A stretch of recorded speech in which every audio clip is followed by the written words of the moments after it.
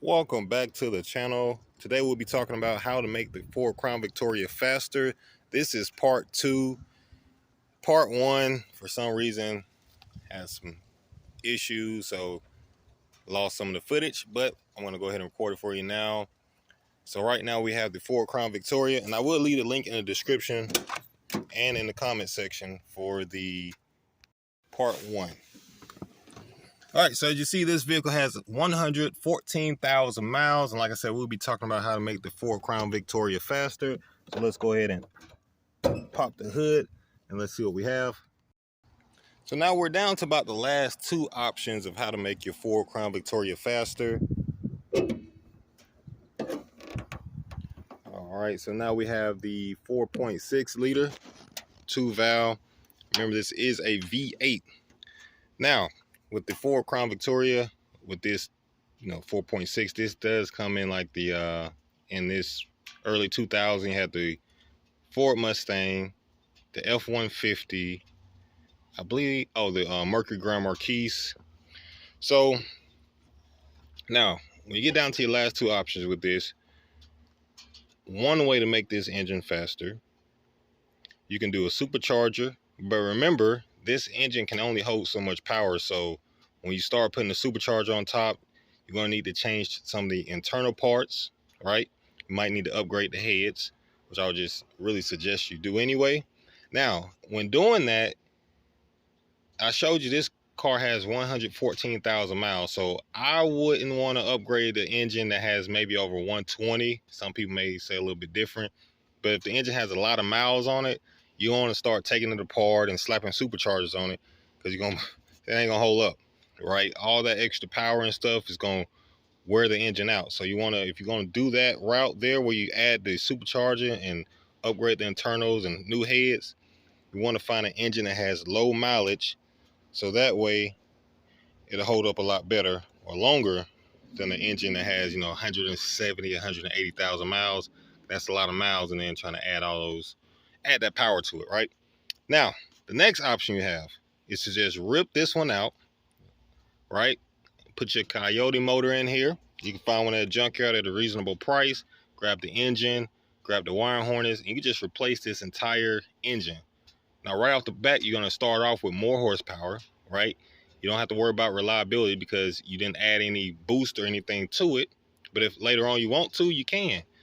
But that'll give you another option of adding power to the Ford Crown Victoria, because the 4.6, there's a lot of parts you can add to this motor, but at the end of the day, you're only going to be able to get so much power out of it without having to spend a fortune.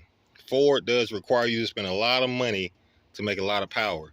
So that's why you see people, choose other brands when it comes to modifying, because with the Ford, you pretty much have to buy it already ready to go. If you don't, you end up spending a lot of money to make some power. So like I did in the last video, let's go ahead and start the Crown Victoria up.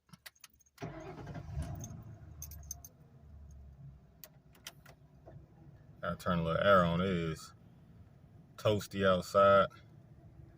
But yeah, we have 114,000 miles. Now, even with the amount of miles on this vehicle, that is low mileage for the Ford Crown Victoria, but I still wouldn't want to, slap any superchargers on this one or whatnot, because I'm all about reliability, right? I like power, but I also like reliability over power if this is my daily driver, which this is my daily driver. So I don't want to do anything that'll hinder that reliability, right? But now, if I just had to have some extra power, me personally, I would go with option 2.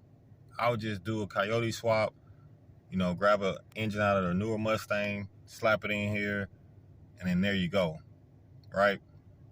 Hook everything up. Now, you want to have it done clean, because if you don't have it done clean, stuff looks, out of place and just not hooked up correctly, then you're not going to enjoy it. So you want to have it, hooked up clean. If you can do it yourself, if not, find out how much a shop will charge you. And believe it or not, the motor, I'm not sure how much a Coyote motor run you, but we can always look online and see. But that might be still a cheaper route than adding superchargers and trying to add a turbo or whatever and swapping out heads, because now you're breaking down the engine. And while you're in there, I guess you might as well just do some of the other replacement stuff as well.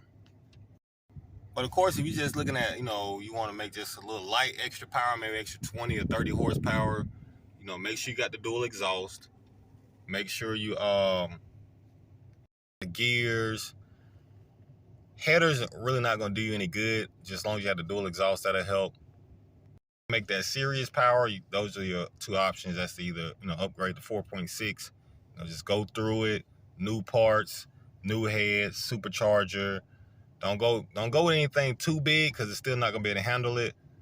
Or just swap the engine out. Now, you guys let me know down in the comment section below if you guys have done any modifications to your Ford Crown Victoria to add performance, you know, to make it a little faster. If you haven't, or what would you try? Would you go option 1, you know, just rebuild, just go through the 4.6, or would you just go ahead and swap it out with something different? Now, some people might even want to put a different engine under the hood. I don't know what, but, you know, there are other options as well. Now, if you don't mind doing the, you know, searching and you got a little extra funds you want to spend, you can always add the, if you know about the Mercury Marauder, that engine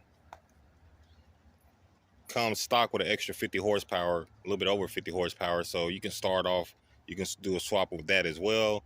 People have done that before. So these have like around 250 horsepower. That came with like 305 somewhere in there. And that can handle more upgrades than the stock 2-valve that we have right here.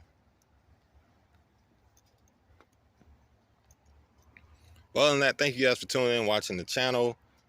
Don't forget to hit the like button, leave a comment, subscribe, and I will catch you on the next video.